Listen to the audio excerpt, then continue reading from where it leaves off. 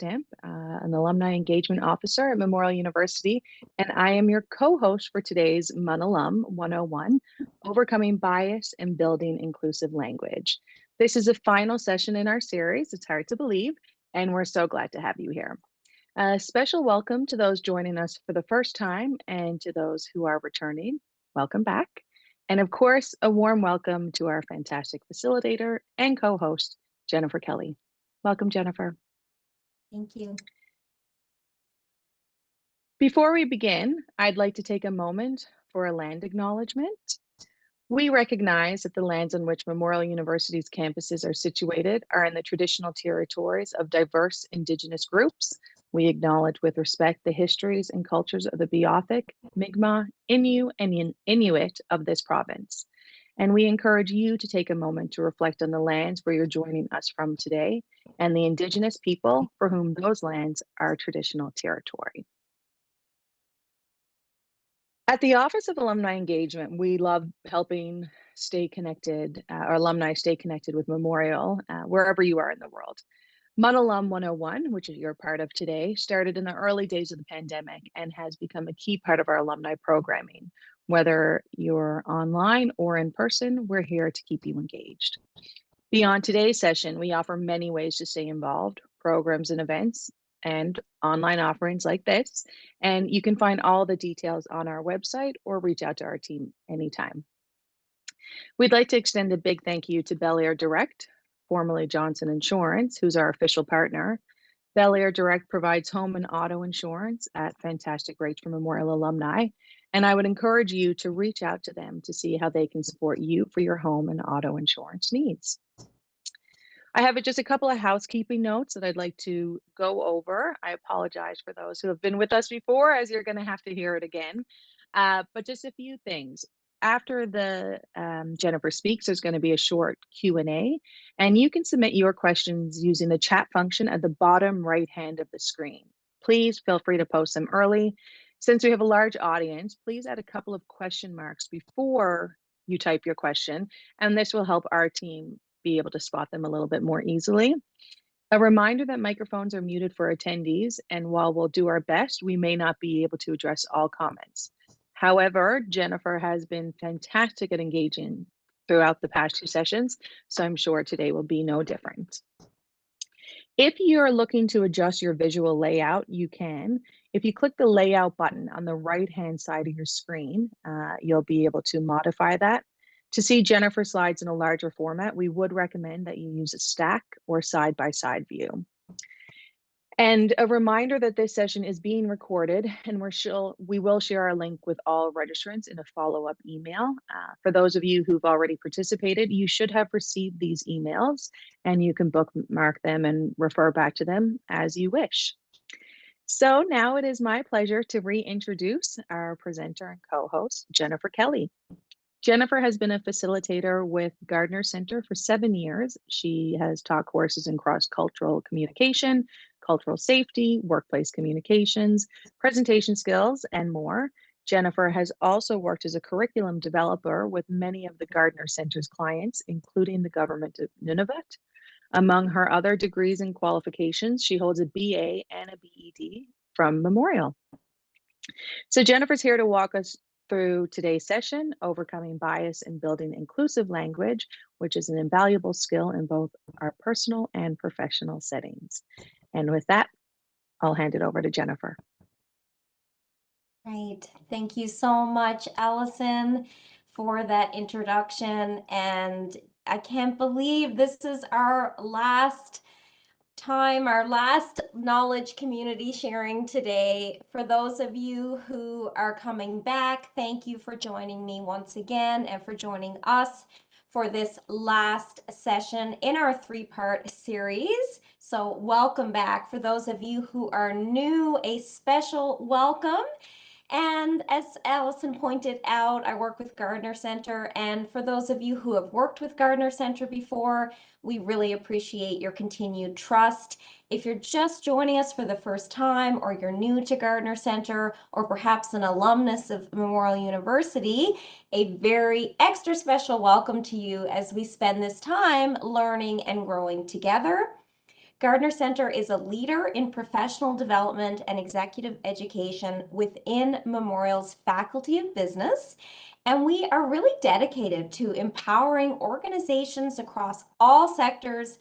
How do we do that? By providing practical and interactive courses, by making incredible partnerships like our one with alumni and throughout the community so that we can bring learning and knowledge to equip you with the latest business strategies and also strategies and interactions with others in your workplace. Our programs are always dynamic and we are a trusted source for organizational development. So we take such pride in being able to partner with organizations like alumni and others to bring you content like this. So I'm so happy to be here with you again. I'm going to resume my screen share and we will get started on our presentation.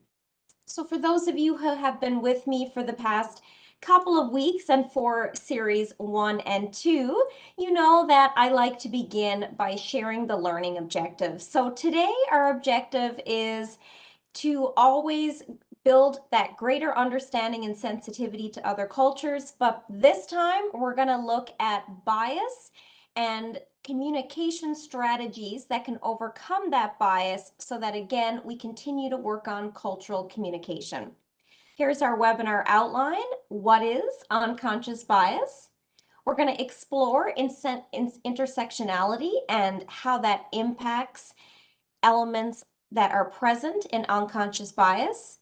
Another component of this will be exploring the wheel of power and privilege. And then finally, we're going to look at inclusive language strategies. So all of this is still connected to our previous principles and learning objectives that centered around cross-cultural communication, building up and increasing our ability to communicate with those around us and just having a more open and diverse perspective. So these topics are still part of that. As always, I like to ask what your learning goal is today. So what is it that you're looking forward to learning from our time together in our last session? Is there a particular element of this topic that you're curious about? Take a moment to share in the chat your learning goal for our time together in our last session. Let me know in the chat. What are you looking forward to? What's a goal you have for our time together? All right, Brian, how to spot unconscious bias. Excellent. How do you recognize bias in yourself? Yes, that's a big piece of it. On learning, yes, a lot of us maybe know that we have unconscious bias, but we're not quite sure how to check it and how to catch it. We'll definitely talk about that today. Ensuring that people feel heard and reflected in their communication with you. I think that's an amazing goal. Better conversations. Again, people wanting to become aware of their unconscious bias so that they can overcome it, to check your assumptions. The fact that you're here, you're already halfway there because that means you have self-awareness. You're aware that it might be coming up as a challenge for you and you want to course correct that or you want to get better at overcoming it. Self-awareness is absolutely everything when it comes to overcoming unconscious bias and also learning better communication strategies that are more inclusive. It always begins with being aware of your own biases, being aware of how you sound in your communication, what words you're using, the language you're choosing. If you can become more conscious and aware of that, you're already halfway there. So some of the goals that I've seen already are very much on track with what today I think will accomplish for you. So let's look at that bias and how does bias, intersectionality, power and privilege disrupt inclusive communication? How does it prevent us from moving forward with the strategies that we have learned from the previous 2 sessions? First of all, let's look at what it is. This is a lot on this slide, so I want you to take a moment to read the different types of biases that exist. take a moment to read each, and then I'm going to speak to them verbally.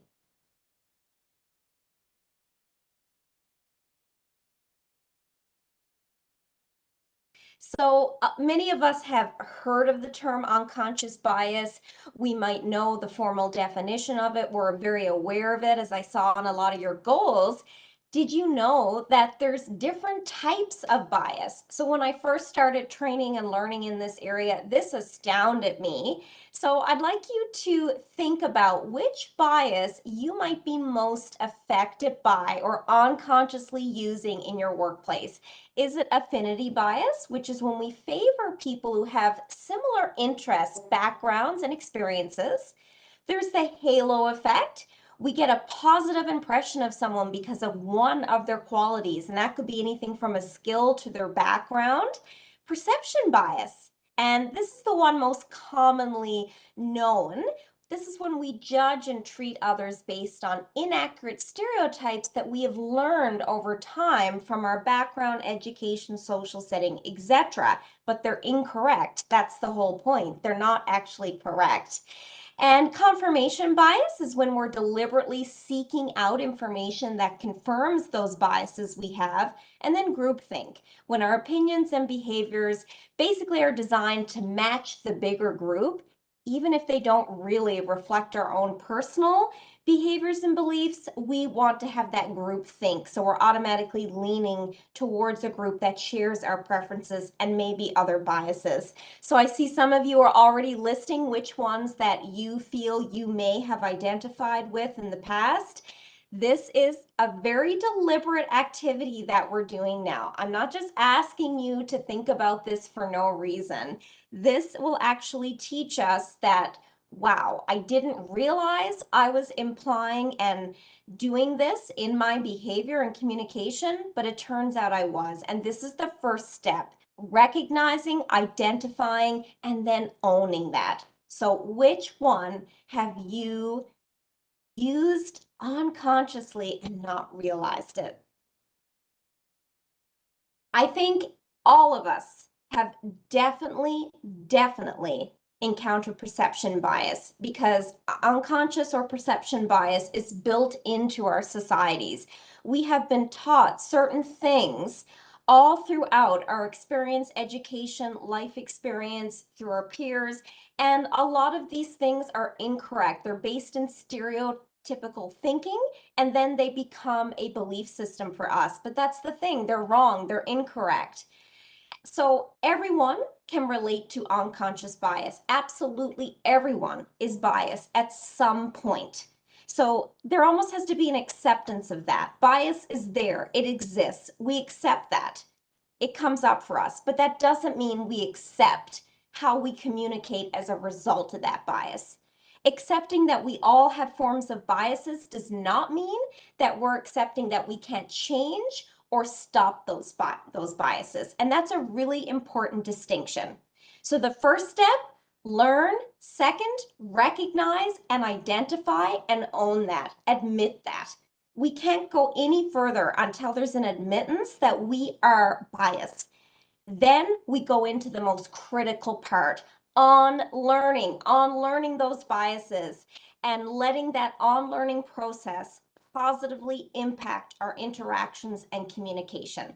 So just because we identify and we acknowledge that bias is with us and in our communities does not mean that we go into a passive acceptance where we just say, oh, well, it exists, I'm biased. No, it means then we take action and start unlearning those biases.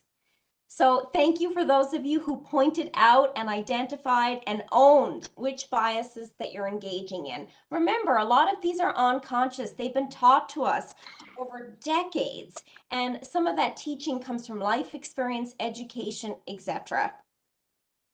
Let's look at some research findings, and there's a lot more available, and I know a lot of you in the community already know a lot about this topic. So as always, I want to encourage you to provide your insight, your ideas, and what you know in the chat.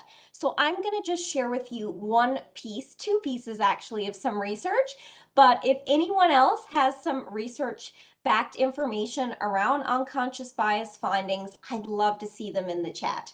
Let's look at this. Research in the last couple of years reviewed job applications and also the differences between how people perceived applicants who were in the workforce or applying for the workforce. Look at some of the notions or stereotypes that came forward. Mature-faced people had a career advantage over baby-faced people. Now, for that to actually be a concluded research finding, look at what that says. It says that unconscious bias is very deeply ingrained, and that even visually, we have some biases, as we know, for those of us who are really familiar with this topic. Male and female scientists are more likely to hire men and rate them higher than women in competency and pay. And a lot of us have been hearing about this in the last couple of years, the gender wage gap. Job applicants, white persons received 50% more callbacks than those with names associated with Black persons. Again, unconscious bias is ruling a lot of these decisions. And past a certain age, there's an impression in the workforce, well, we can't offer much, but yet at the same time, people who seem to look more mature had a bias over people who looked younger. So what do you think these notions in this research tells us about unconscious bias? What do you think? What do these notions that were discovered in research about unconscious bias, what is this telling us? Not based in facts, absolutely, Gail, not based in facts. What else is this telling us or indicating to us? Social bias, yeah, really good point, Chantel, really good point. That I didn't touch on that in the last slide, but excellent point. Jenna, so well said. These types of biases are harming our interactions with others. They're harming people, they're harming community. And we are all susceptible. Thank you, Donna. We're all susceptible, even with our most sincere intentions. We are always susceptible to bias because this is based on decades and decades of enforced messages in our society that are not always accurate. And then they all often get passed down through generation or passed down to different educational institutions, and they become embedded. As Natasha says, we need some reprogramming. Yeah, we need to unlearn. Let's look at some statistics. I'm going to, full disclaimer, this is a statistic from the US. The first one was Canadian. This is coming from the US. I posted this because I find this so fascinating. Look at the perception of certain roles, all based in unconscious bias. Does any of this surprise you? Honestly, answer that. The fact that we have this bias towards certain roles as being nurturing and then other roles being associated as task-oriented or leaders, notice the differences. Is this surprising to anyone? I mean, are we really saying that firefighters are all just task-oriented and may not have the ability to be caring, and nurturing? Notice what gender that maybe some of these roles might be linked with or promoted more in our society. Yeah, there's an unequal distribution. Exactly.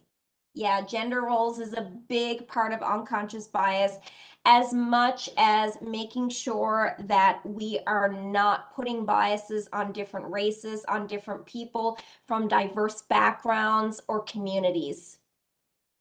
So those are just two pieces of research I wanted to show with you.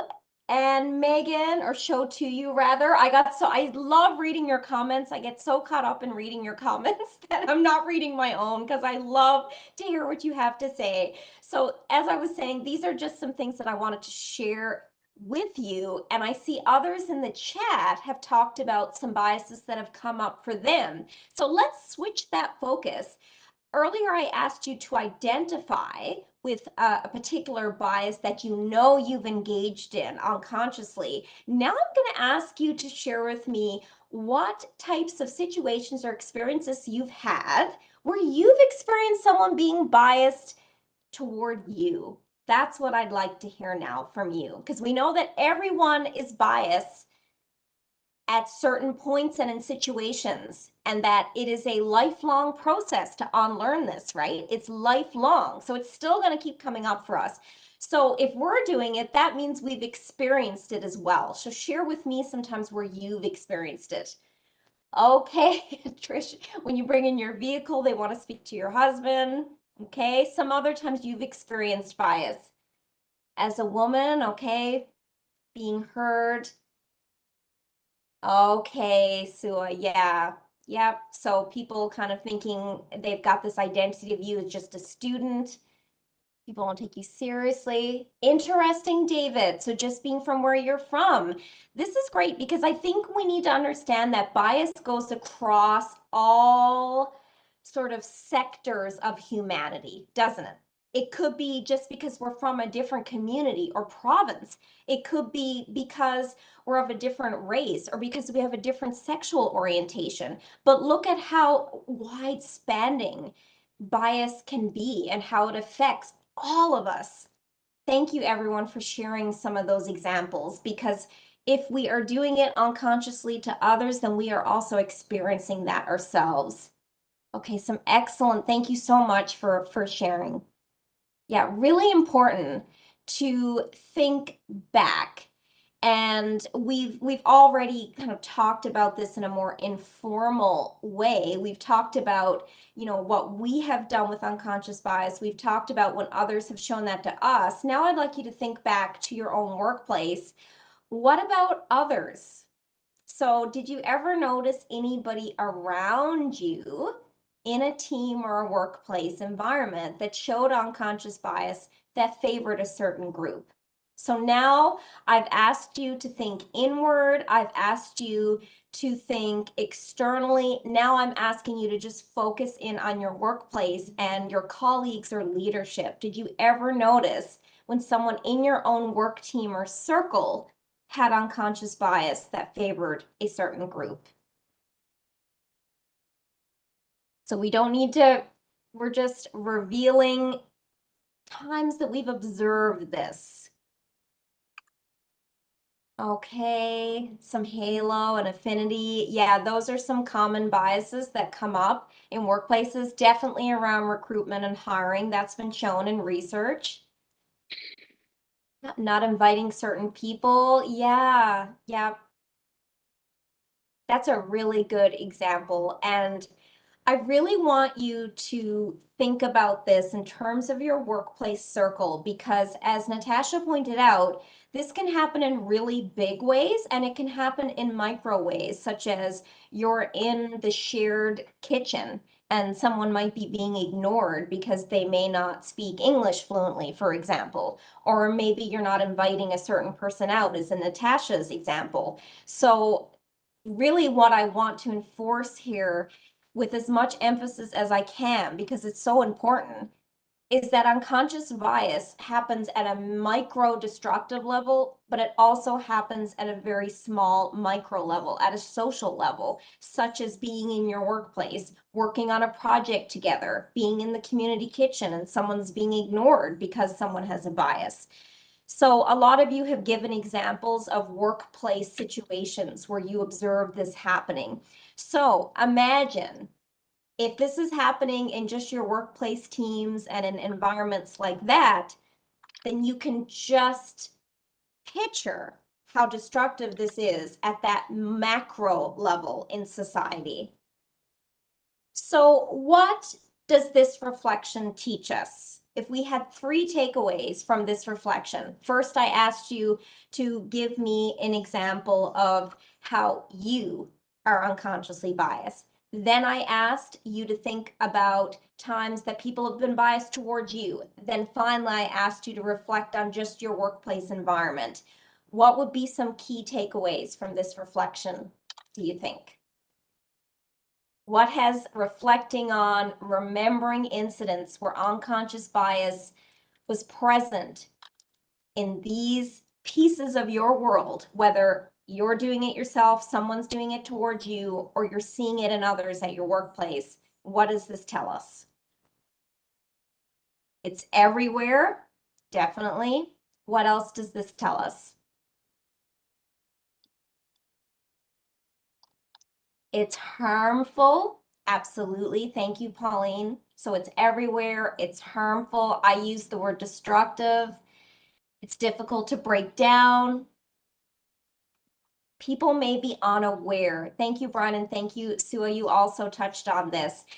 Sometimes there is an unconscious, that's why it's called unconscious bias. It's not intentional.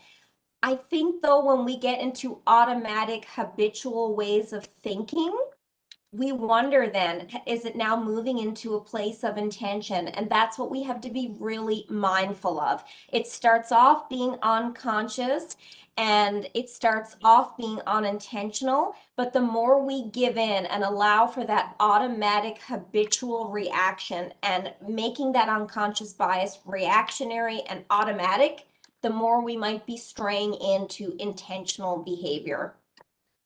So what did I say at the beginning of the day? Because Pauline has just already pointed it out. Self-awareness is everything. If we are not aware at how much this can spread, as Catherine just pointed out, how this can spread through our institutions, throughout our communities, our societies, and also through generations, if we aren't aware of it and then aware of the impact, which is what we just realized through those 3 reflections, we won't have an opportunity to fix this. So self-awareness and identification are key. Admitting, owning, then we get prepared to take action. Then we think about when we've experienced it so that we can have a deeper empathy to what it is like to experience unconscious bias. Then we start thinking about our actual work environments and what we've observed to really become clear that some things are embedded and it's time for change. And change starts sometimes just through this, through joining someone like myself and others in this community to talk about this. Let's look at intersectionality, which is a really huge piece of this. So I have a small visual there to the right-hand side, my right-hand side of the screen, and I'm going to break down this concept for all of us right now, verbally and by showing some text on the slide. It's a powerful concept that really teaches us the multifaceted nature of human identity, because there's layers to being who we are. And these layers, they intersect, they interconnect all the time to shape unique experiences and challenges for us. So let's look at intersectionality and how it connects to oppression and then connects to other things like unconscious bias. Individuals with intersectioning marginalized identity are going to face compounded disadvantages, right? So this is really important to recognize and to accept. If there's intersection, I can't get this word today, intersecting identities can significantly impact acts of oppression because they create all these complex, compounded experiences of discrimination and disadvantages. So what does this mean in terms of a firm example? I'm going to start with a really basic example, and then I'm going to get more complex. So a lot of you mentioned just being a woman in the workplace. A lot of you that came up when I asked you what you've experienced. You told me about being a woman and it's harder to be heard, say, if you're at a meeting with a large group of men. So let me add some layers onto that. You're a white female, is also someone who is not able-bodied. And now that's going to add another layer of complexity and challenge to your situation. What if you are a woman who already faces stereotypes and challenges, but you're a Black woman? This may also add a compounded disadvantage. What if you are disadvantaged in the sense that you come from a different geography and culture, and you also have a language barrier? So all of these are layers that create compound disadvantages for a group that already faces a challenge or a disadvantage. Now, I have listed some examples. Can you share others with me based on what you know or your lived experience? I'd like to hear more examples than what I've just listed based on your lived experiences or what you know from your knowledge in this topic. Some other examples of intersectionality. Layers. Being Muslim, thank you. Thank you, parents. Yeah. And I want to recognize, thank you, Donna, and I want to recognize the vulnerability that it takes in the community to talk about this because this is real and this people can suffer from this emotionally and physically from intersectionality. And the courage that it takes in the community to come forward and talk about what they've experienced takes a lot of vulnerability. So I want to say how much I appreciate your vulnerability in this moment and sharing these experiences with the community like this. Invisible disability, Nicole, thank you for pointing that out.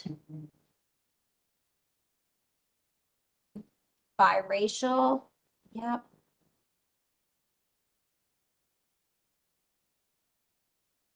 So for all of us who are in the community who have not personally experienced intersectionality, I want you to take a moment and look at the responses of the community about how they have expressed what they've experienced.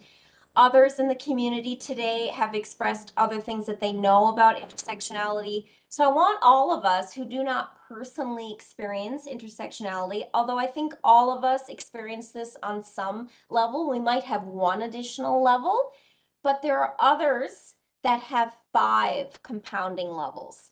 So read the responses coming up in the chat and really let it sink in about what intersectionality can create when it comes to an unequal access in communities and societies and in our institutions. Look at the compounded disadvantages that come from this so that we can understand that this exists and then tap into our empathy and then tap into our action. Understanding is a critical piece. Then we want to try to take some action. Power and privilege. Take a look at the power and privilege wheel that is on my right side. David, I see your question and I will address that in the follow-up email that goes out. And my answer is yes, so I will address that in the follow-up email.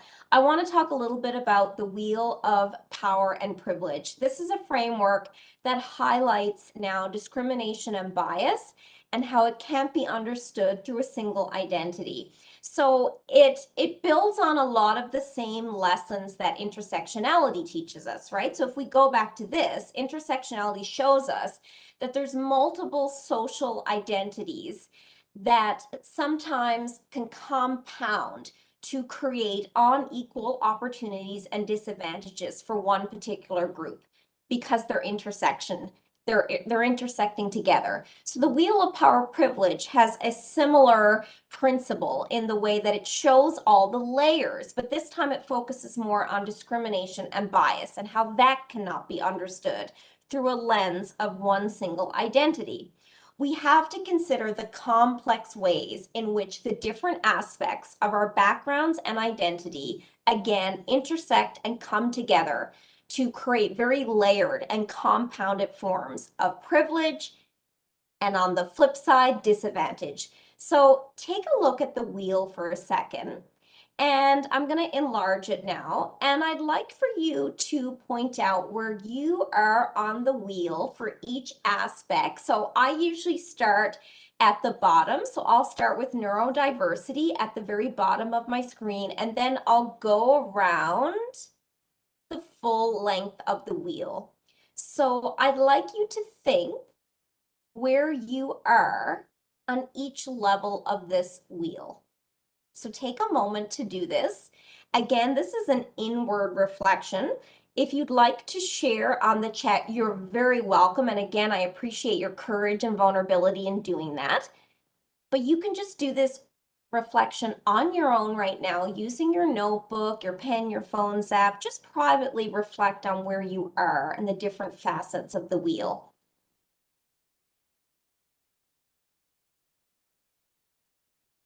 And then notice how it can interconnect. So certain disadvantages might interconnect and certain pieces of privilege might interconnect.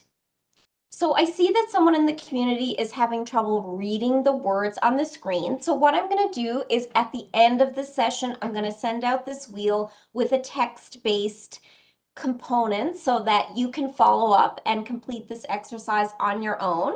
And I want to admit something right away.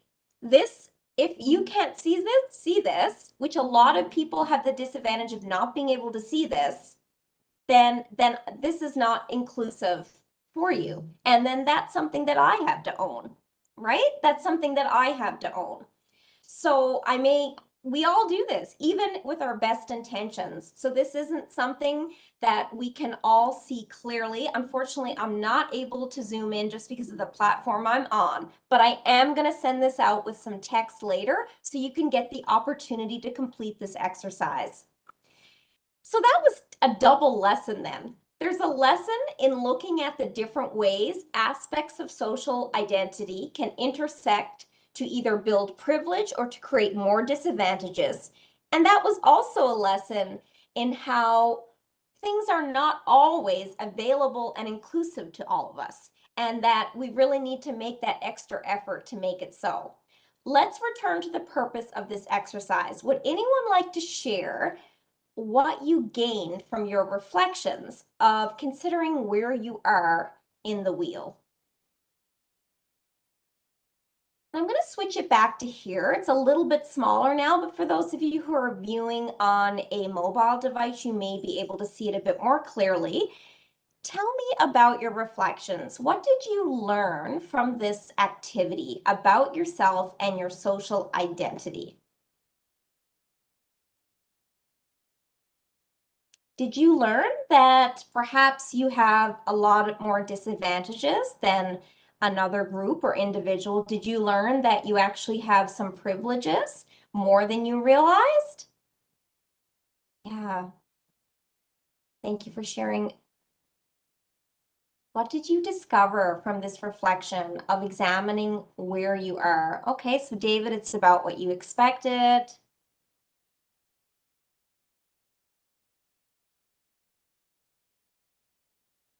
Anyone else? What did you realize? Yeah, there is a lot. There is, Amy. Yeah, there's a lot of aspects that a lot of us don't think about because we're automatically kind of taking it for granted. For example, housing or wealth, we might be just taking that for granted, or citizenship, but not everyone has equal placement or access to everything that's on this wheel. Yeah, interesting, Suha. Yeah, a very interesting point. For me, of course, when I first looked at this wheel, I realized that I was more privileged than I understood. And that's part of the painful awakening I think that we all have to do when we choose to engage with these topics and really look at them honestly. You almost have to put your ego aside, you have to put biases aside, and you have to accept that there's going to be some painful realizations as you recognize just how privileged you are, but also on the opposite side, how disadvantaged that some people are or you are, and how much that can cause suffering. So there's an awakening here when we acknowledge where we are on this wheel. So what do we do to move forward? We need to promote that change and recognize, right? So what I ask you more specifically is, how do your positions on the wheel influence how you communicate and interact with others? That's what I'd like you to reflect on. Tell me how your positions in the wheel influence how you communicate and interact with others in your personal and professional life?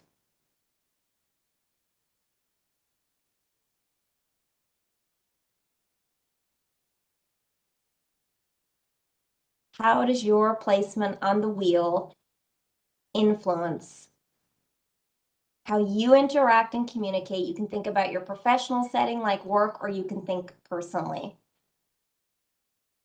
Thank you for those who are posting.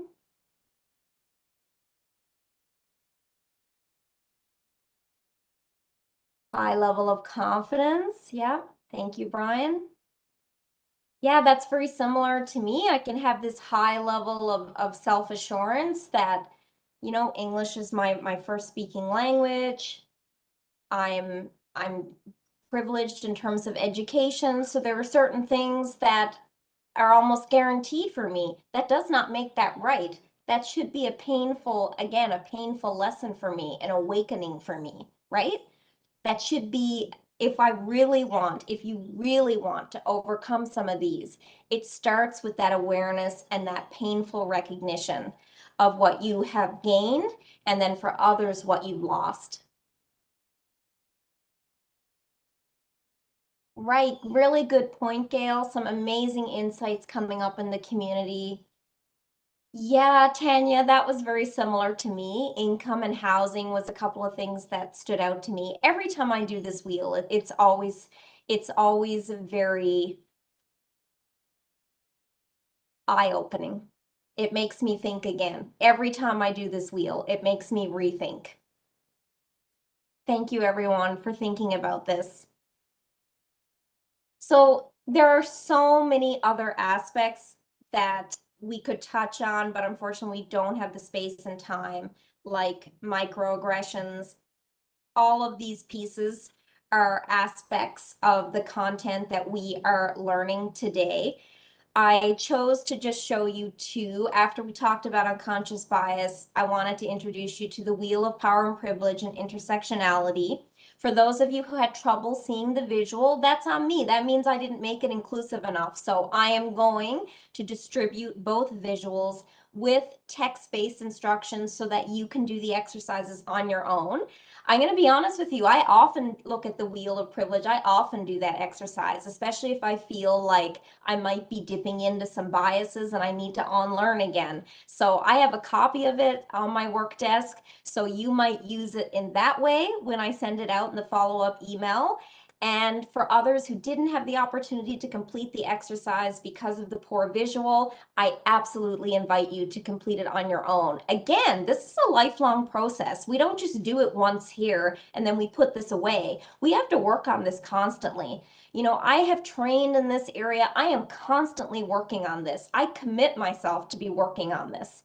I should be always looking at this and having those reawakening moments where I realize how privileged I am and how someone is not, and then what can I do about it? And a good way to start is by making myself available to this community and hearing from you. We are all here to create purposeful change. I want to end our time today by looking at inclusive language.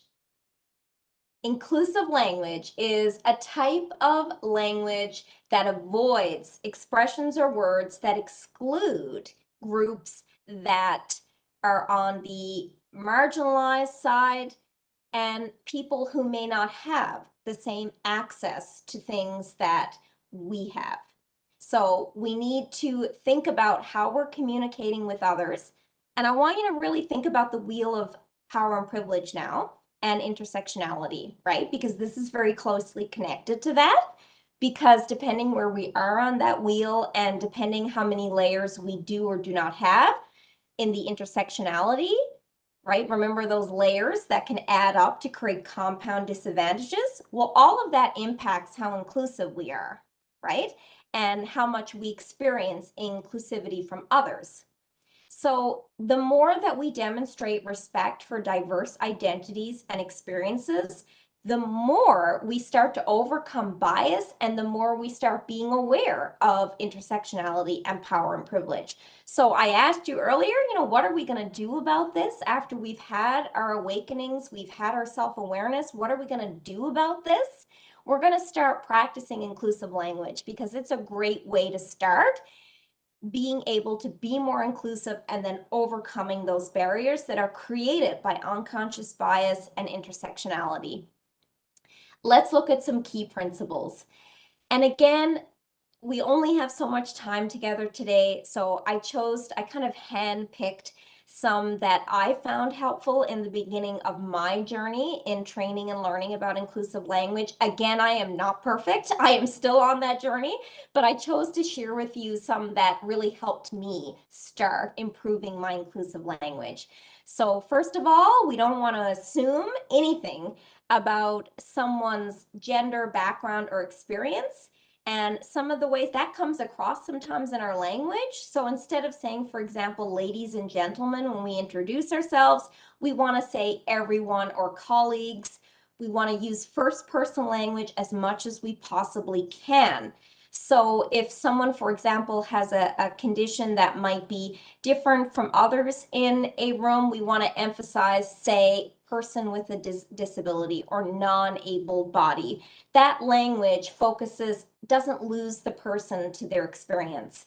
So the very first one is one that I think we all fall prey to. How many of us, and I just did it earlier, which is amazing to me that it still slips out. How many of us say the words, hey guys, when we come into a room, right? I want you guys to be happy. How many of us do that? A lot of us unconsciously do that.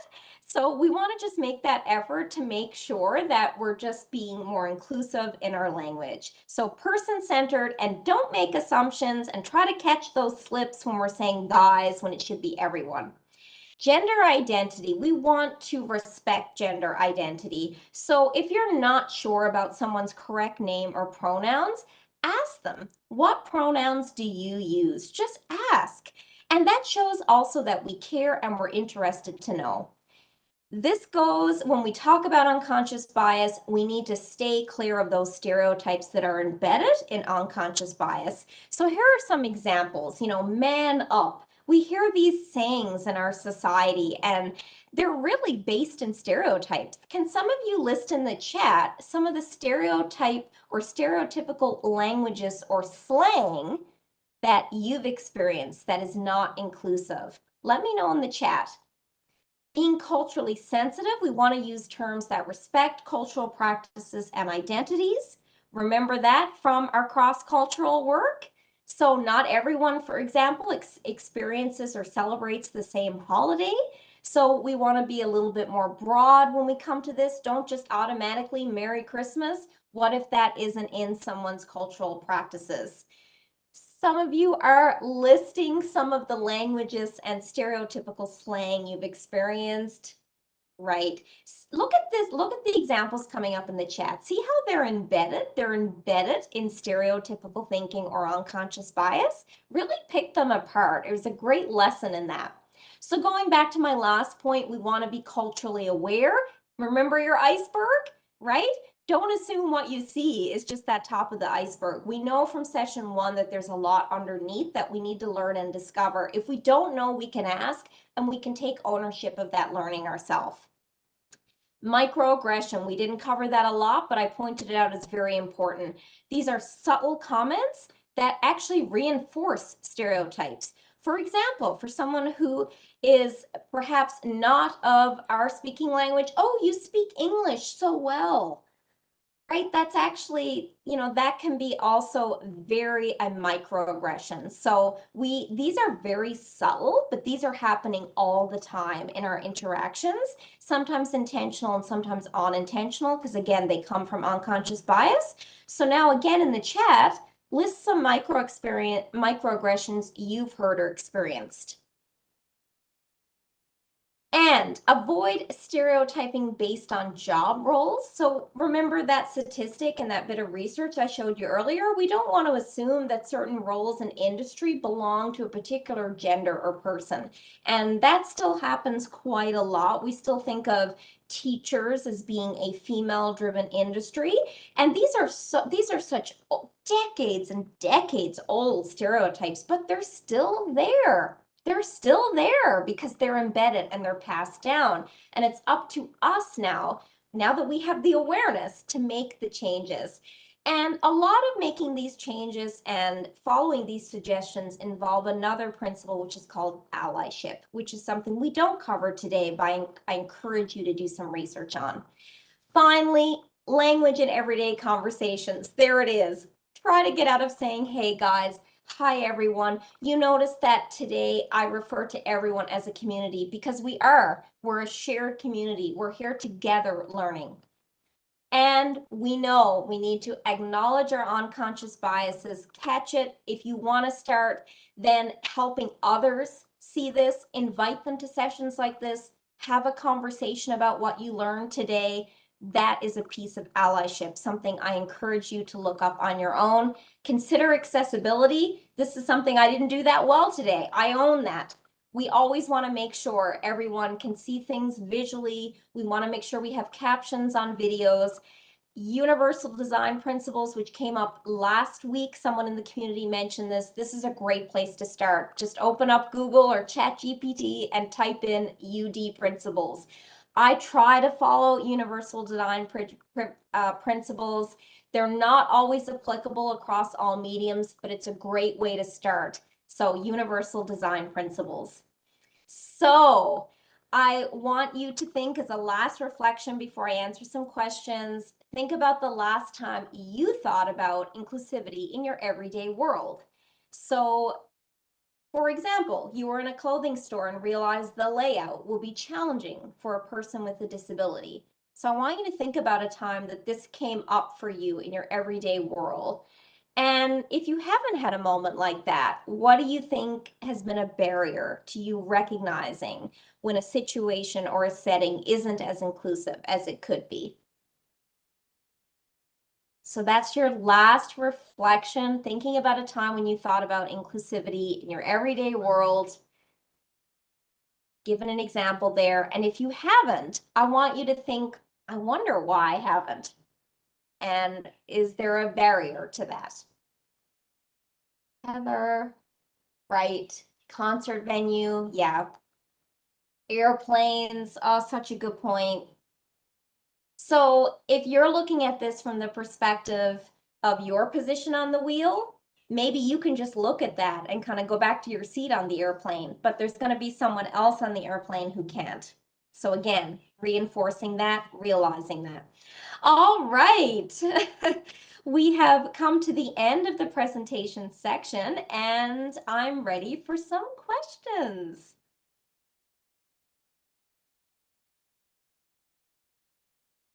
Oh, you're muted, Allison. Sorry.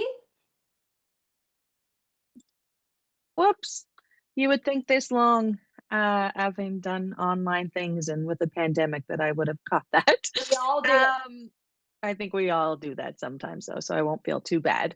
I wanted to say thank you so much again, and I really want to send a sincere thank you to everyone who joined us today, but also for your engagement and sharing, especially in this instance. A lot of people were really personal about what they shared, and I think that enhances the learning opportunity and takeaway for everyone for the session. And of course, Jennifer, thank you to you.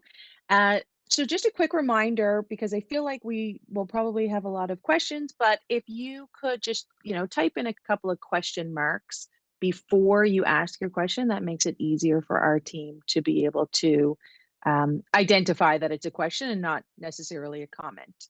Um, I'm actually going to start with a question of my own. I'm going to do that. During the webinar following the chat, somebody mentioned that they don't have many opportunities to naturally interact with individuals who fell outside of where they were on that wheel. And I wondered if you had any suggestions on kind of organic or natural ways to increase that? If that would be, learning, researching, it doesn't give you the interaction, but if there's a way that we could possibly go outside of our typical populations that we're surrounded with or that we spend our time with. Yeah, that is a really, really good question. And I like how you are caring and involved enough with this material to even think about that. I really admire that, to be honest. So some things that I can suggest would be around maybe shifting or opening your social or professional spaces. So for example, community-led groups. So there's a lot of things happening in our communities and cities and towns that we may not even realize that are available to us. Like there are so many things. For example, there are groups and activities run by a local library, and a lot of time we get to meet diverse groups of people there of different ages, backgrounds, race, etc., because it's a community-led group.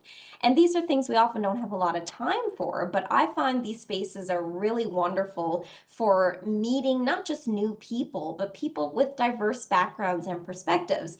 You could also volunteer. So volunteering is an incredible way to meet different people from diverse perspectives and backgrounds, and also just to create additional meaning in your life. So, like I said, joining more community-led groups, volunteering, that's connected to opening up your social circle. You could also look at some daily activities like attending events. For example, you came here, that's something that you've done. Are there other events? Are there public, maybe cultural events around your community or town that you can attend? And there are some small things, and this is where I probably am now in my everyday space, is where I'm always looking for opportunities to shift how I speak or how I engage with people.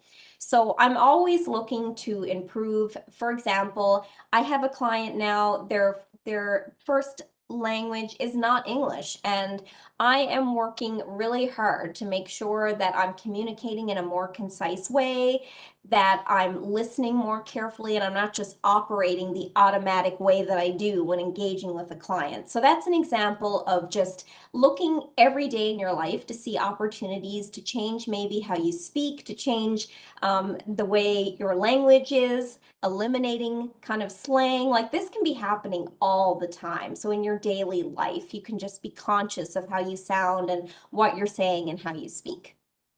Perfect. Thank you. Another question that came in was your thoughts on how we can avoid biases in hiring without accidentally falling into tokenism. I'm just gonna write this. I do like to write these down because they help me. They just help me conceptualize the answer.